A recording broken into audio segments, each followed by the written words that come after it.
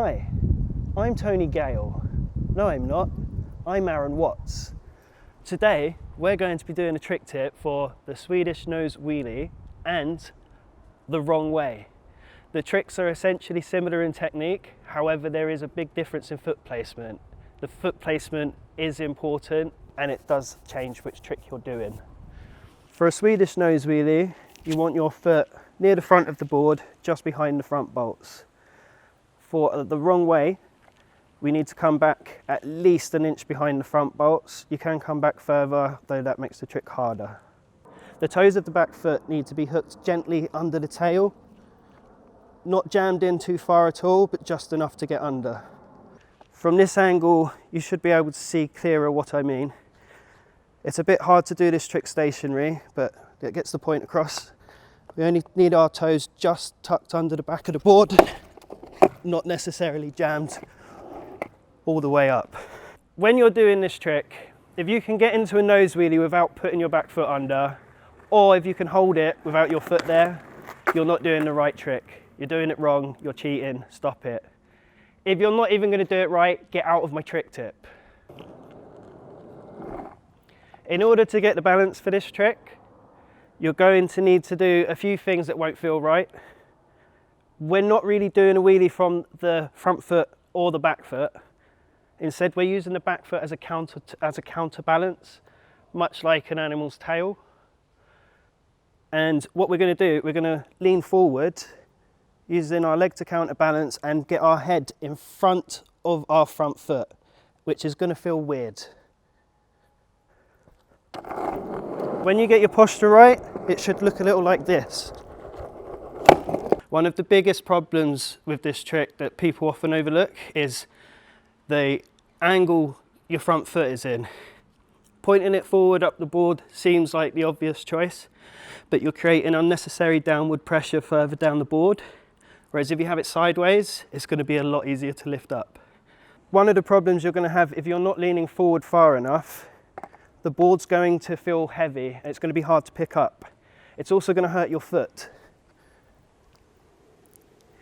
If you're lifting the board up and it's still hurting your foot, you can probably lean forward still. The trick shouldn't hurt your back foot. On the flip side, if you're leaning too far forward, the floor will tell you. As Tony probably would have said in trick tips for wheelies before, doing these in a car park or somewhere where you can visibly see the distance and your progression is going to help a lot.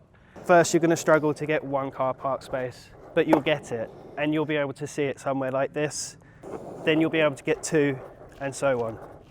If you've learnt the Swedish nose wheelie and you want to try something a bit harder, you can do it the way it was originally done, which is the wrong way. Confusing, right? All it involves is bringing your front foot from where we have it behind the front bolts of the front truck to behind the back bolts of the front truck. The trick's essentially the same. Everything's going to be the same, except our front foot is now further back, so we're going to have to lean further forwards in order to make the lift comfortable and clean. This is the nicer trick, so if you can, do this one. A few things to note regarding setup with this trick.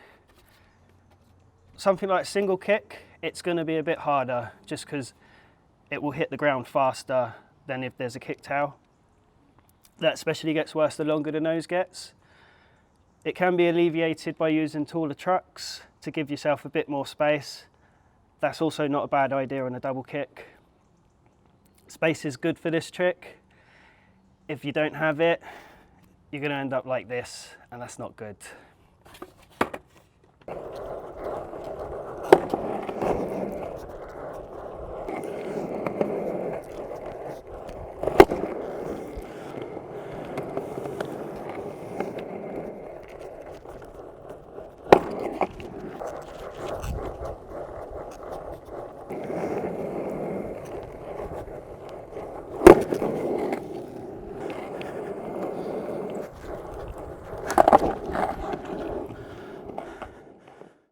You can find me on all the latest social media, MySpace, MeWe, Bebo, the name's Retro Lasered.